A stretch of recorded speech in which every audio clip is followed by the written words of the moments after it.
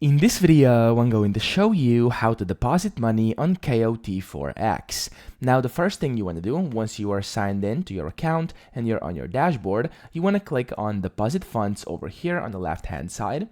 And then once you're here, it says make a deposit. Now, to be able to make a deposit, of course, you first must verify your identity. So if you go over here, you want to click on complete verification in case you haven't verified your account yet. And then you're going to have to, of course, put in your proof of ID, and then you're going to have to basically start your verification process. And then once they review your information and everything actually is correct, your account is going to get verified. And then here, you'll be able to go back to deposit funds.